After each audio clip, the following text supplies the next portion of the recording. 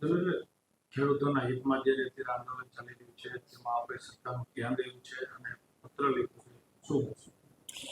આજે મોરબી જિલ્લામાં જેતપુર ખાતે જે આંદોલન ચાલે છે ત્યાર પહેલાંય પણ જે આખી કિસાનોની જે મુસીબત હતી, કિસાનોની સમસ્યા હતી, એ વિષય પણ બેઠકો થતી તે બધું હતું અને ખૂબ જ ચિંતાનો વિષય હતો.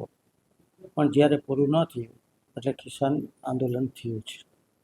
આ બાબતમાં ખૂબ જ અભ્યાસ કરી જે ખેડૂતો કિસાનોની માંગ હતી એ માંગનો અભ્યાસ કર્યો.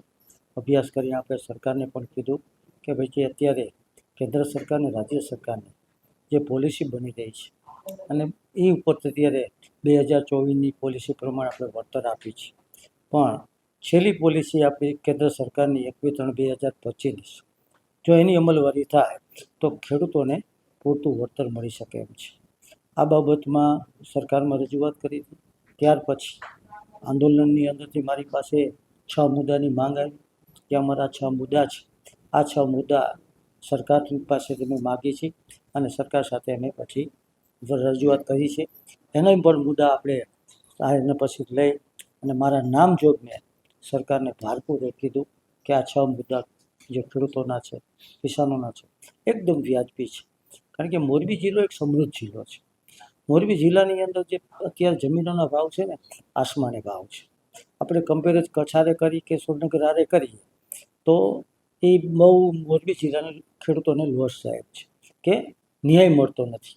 એટલે તમે નવી પોલિસી બનાવો, મોરબી જિલ્લાની જે ભાવ છે જમીનોના એને ધ્યાનમાં રાખીને બનાવો, એને પૂરતું વળતર મળે આ દિશામાં આપણે પોલિસી બનાવી અને આગળ વધવું જોઈએ એવી સરકારમાં રજૂઆત કરી. એટલે સરકારે એવું કીધું તો કિસાન આપણા 4-5 જણાને બોલાવીને એના મુદ્દા લઈ અને આપણે ચર્ચા કરીને પોલિસીમાં સમાવેશ કરીએ. પણ અમારી પાસે જે મુદ્દા કે ભાઈ આંદોલનમાંથી આવ્યા હતા એ અમે સરકારને મોકલી દીધા છે અને 2 દિવસની અંદર નવી પોલિસી બનવાની છે અને ખેડૂતોને સારો ન્યાય મળવાનો છે, એમાં કોઈ શંકાનું સ્થાન નથી. ખાસ ઘણા સમયથી આજે આંદોલન છે તે ચાલી રહ્યું છે. હવે જ્યારે સરકાર કેબિનેટની બેઠક યોજી રહી છે, સારો નિર્ણય લેવા જઈ રહી છે, ત્યારે જ ભાજપના નેતાઓ છે તે રજૂઆત કરતા જોવા મળી રહ્યા છે. આપે પણ રજૂઆત કરી છે, તો અત્યાર સુધી કિસાનોનું જે આંદોલન ચાલી રહ્યું હતું તેમાં કેમ રજૂઆત ના કરી? ભાઈ આ રજૂઆત અમે ઘણા સમયથી આ કરી છે.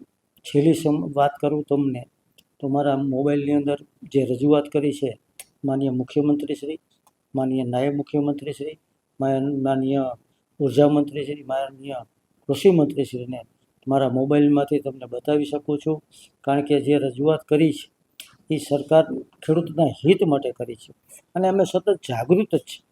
પછી કોઈને એવું લાગતું હોય સ્વાભાવિક છે કે લાગે, સ્વાભાવિક છે, અત્યારે સમય છે હશે, પણ આપણા દિલની અંદર ખેડૂત છે ને હું ખેડૂતનો દીકરો છું ને અમે ખેડૂત સાથે છે.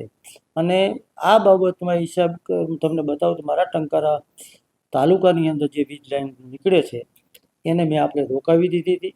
પહેલાં તમે વળતર મને નક્કી કરી દો, ખેડૂતોને પાકમાં નુકસાની છે એવું નક્કી કરી દો અને પછી તમે ખેડૂત સાથે બેસી અને તમે આગળ વધશો એવી મેં સ્પષ્ટપણે કંપનીને કીધું હતું, કલેક્ટરશ્રીને કીધું હતું ને એસપીશ્રીને કીધું હતું અને એ મુદ્દા ઉપર આપણે તે સરકારથી રજૂઆત કરી રહ્યા છીએ.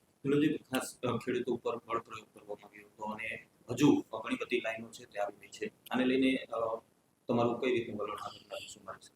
એ જ સરકારમાં રજૂઆત કરી. ખેડૂત એકદમ સાચા છે.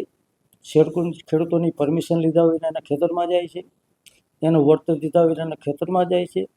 કાયદાનો ગેરઉપયોગ કરીને કંપનીઓ અહીંયા ઘૂસી જાય છે અને ખેડૂતોને દાદ નથી દેતા. પહેલાં આની પર કંટ્રોલ થવો જોઈએ અને પછી જ આપણે એમનું વળતરવાળો વિષય.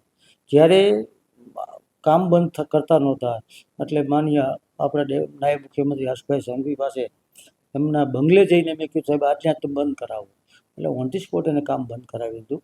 અને પછી જે નવી પોલિસી બનાવવાની છે ખેડૂતના હિતની બનાવવાની છે. ખેડૂતોએ જે આપણને 6 મુદ્દા આપ્યા છે એના મેક્સિમમ મુદ્દાઓ સ્પષ્ટ થાય અને આવરી લેવામાં આવે અને ખેડૂતોને ન્યાય મળે આવી આપણે બધાએ સહિયારી ચિંતા કરવાને આપણે રજૂઆત કરી છે.